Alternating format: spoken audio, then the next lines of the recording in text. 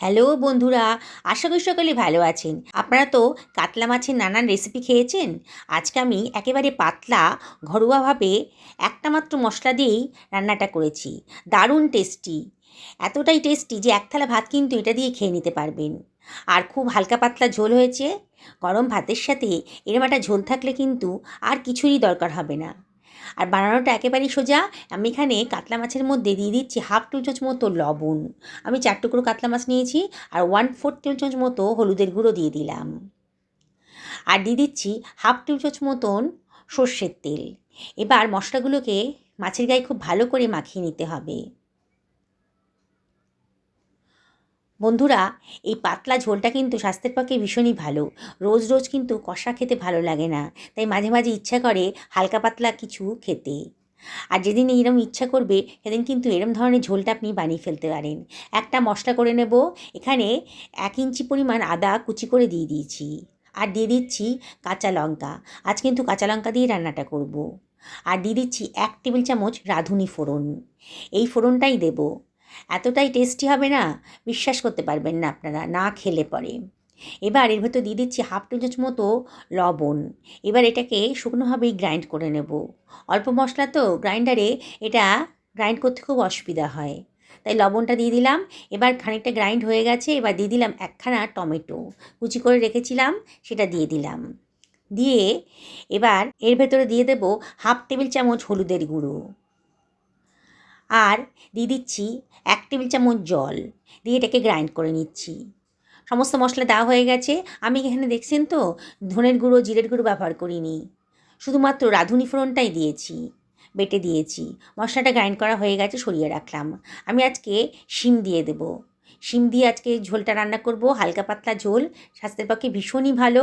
বাড়িতে যদি কোনো অসুস্থ ব্যক্তি থাকে তাহলে কিন্তু এই ঝোলটা আপনি অনায়াসে দিতে পারেন। বাড়ির বাচ্চাদেরকেও এই ঝোলটা দিতে পারেন। পরিবারের সকলকে এই ঝোলটা খাওয়াতে পারেন। এতটাই টেস্টি হয়েছে। খুবই হালকা অল্প মশলা দিয়ে বানানো হয়েছে। আমার শিমগুলোকে আগে ধুয়ে রেখেছিলাম, আর সামনে যে সুতো মতো অংশ থাকে সেগুলোকে কেটে বাদ দিয়ে দিয়েছি। সমস্ত শিম কাটা হয়ে গেছে, সরিয়ে রাখলাম। একটা কড়াই গরম করতে দিয়ে দিয়েছি। এর মধ্যে দিয়ে দিচ্ছি 1.5 টেবিল চামচ মতো সর্ষের তেল। তেলটা ভালো করে গরম করে নেব।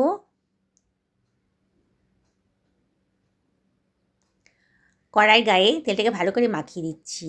তেলটা বেশ গরম হয়ে গেছে যখন, তখন এর ভেতর দিয়ে দিচ্ছি ম্যারিনেট করে রাখা কাতলা মাছের টুকরোগুলো।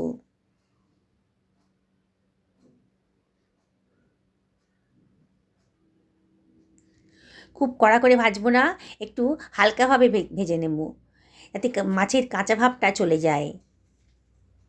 এবার মাছগুলোকে আমি একটু উল্টে পাল্টে ভেজে নিচ্ছি।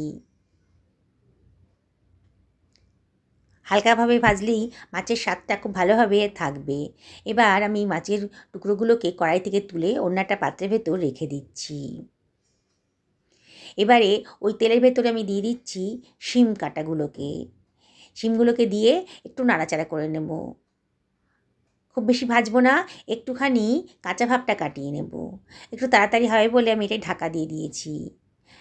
মিডিয়াম টু লো ফ্লেমে দিয়েছি, মিনিট 2 দিয়েছি। দিয়ে এটাকে এবার একটু নাড়াচাড়া করে নিচ্ছি। শিমগুলো কিন্তু তারা নরম হয়ে গেছে দেখেই মনে হচ্ছে। একটা সুন্দর কালারও চলে এসেছে। এইভাবে রান্না করবেন শিমগুলো ভেজে, তাহলে কিন্তু দারুণ টেস্টি হবে। শিমগুলোকে এবার তুলে রাখছি। কড়াইয়ে তেলের পরিমাণটা অনেকটাই কমে গেছে, সেজন্য আমি এখানে 1 টেবিল চামচ মতো সর্ষের তেল আবারও দিয়ে দিলাম। আপনারা যদি মনে করেন আরও অল্প তেলে রান্না করবেন তাহলে করতে পারেন। আমি এখানে 1/4 টেবিল চামচ মতো রাঁধুনি ফোড়ন দিয়ে দিলাম। সুন্দর একটা গন্ধ বেরোতে শুরু করেছে। গ্যাসের ফ্লেমটা কিন্তু এই সময় লোতে রাখবেন। এবার বেটে রাখা গ্রাইন্ড করে রাখা মশলাটা দিয়ে দিলাম। গ্রাইন্ডারটা ধুয়ে একটুখানি জলও দিয়ে দিলাম। দিয়ে সব কিছু ভালো করে মিশিয়ে দিচ্ছি। আর কোনো মশলা দেবো না, সমস্ত মশলাই কিন্তু আমি একসাথে গ্রাইন্ড করে নিয়েছিলাম। মশলাটা ভালো করে কষিয়ে নিতে হবে। একটু ঢাকা দিয়ে দিয়ে করবেন, তাহলে তাড়াতাড়ি রান্নাটা হবে। দেখুন, আমি মিনিটখানেক ঢাকা দিয়ে দিয়েছিলাম। আবার ঢাকা তুলে ভালো করে মশলাটা কষিয়ে নিচ্ছি। গ্যাসের ফ্লেমটাকে একটু মিডিয়াম টু লোতে রেখেছি। এবার এর ভেতর দিয়ে দিচ্ছি ভেজে রাখা শিমগুলো। শিমগুলো দিয়ে আবারও একটু নাড়াচাড়া করে নিচ্ছি। বন্ধুরা, রেসিপিটা ভালো লাগলে পরে লাইক করবেন, শেয়ার করবেন, আর অবশ্যই কমেন্ট করবেন। ঢাকা দিয়ে আবারও মিনিট 2-3 রান্না করে নেব। মাঝে মাঝে কিন্তু ঢাকা তুলে একটু নাড়াচাড়া করে দেবেন, নাহলে কিন্তু পোড়া ধরে যেতে পারে। আবারও ঢাকা তুলে একটুখানি নাড়াচাড়া করে দিচ্ছি। দেখুন মশলাটা কিন্তু বেশ ভালো করে কষানো হয়ে গেছে। যেসব বন্ধুরা এখনও আমার চ্যানেলটাকে সাবস্ক্রাইব করেননি, তাদেরকে আমি রিকোয়েস্ট করবো আমার চ্যানেলটা সাবস্ক্রাইব করার জন্যে। দেখুন আমি এখানে গরম জল দিয়ে দিলাম। কে কীরকম ঝোল পছন্দ করবেন সেই যেরকম করে জলটা দেবেন, আর গরম জল দেওয়ারই চেষ্টা করবেন, তাহলে রান্নার কালারটাও সুন্দর হবে আর রান্নাটাও তাড়াতাড়ি হবে। আমি একটু পাতলা খাবো বলে আজকে একটু বেশি পরিমাণে জল দিলাম, আর এই ধরনের ঝোলটা একটু পাতলাই খেতেই ভালো লাগবে।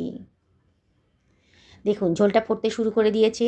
এবার বেশ খানিকটা ধনেপাতা কুচি দিয়ে দিলাম, দারুণ সুন্দর গন্ধ বেরোবে। কাঁচা লঙ্কাও দিয়ে দিলাম। দেখলেন তো, এখানে কোনো শুকনো লঙ্কা, জিরে, ধনে আমি কিন্তু ইউজ করিনি। কাঁচা লঙ্কা বাটা দিয়ে রান্নাটা হয়েছে, আর শুধুমাত্র রাঁধুনি ফোড়ন আর আদা। এত সুন্দর টেস্ট হবে না, বিশ্বাসই করতে পারবেন না যদি একবার না খান। মিনিট 3 বাদে আমি একটু চেক করে দেখছি শিমগুলো সেদ্ধ হয়েছে কি না। দেখুন শিমগুলো কিন্তু একেবারে সেদ্ধ হয়ে গেছে, চটপট হয়েও গেল। বুঝতেই পারছেন কতটা হেলদিভাবে বানানো হয়েছে ঝোলটা। এবার মাছের টুকরোগুলো এ ভেতর দিয়ে দিচ্ছি। যেসব বন্ধুরা ফেসবুক থেকে এই রেসিপিটা দেখছেন তাদেরকে আমি রিকোয়েস্ট করব আমার পেজটা ফলো করার জন্যে। দেখুন কত অল্প তেল মশলা দিয়েই অসাধারণ টেস্টি আর হেলদি একটা রেসিপি আজকে তৈরি হয়ে গেল। ঢাকা দিয়ে মিনিট 5 একেবারে লো ফ্লেমে রান্না করে নেব। মিনিট 5 বাদে দেখুন কালারটা, দেখুন রঙটা কিন্তু ভালোই লাগছে দেখতে, আর এর টেস্ট কিন্তু সত্যি বলছি অসাধারণ।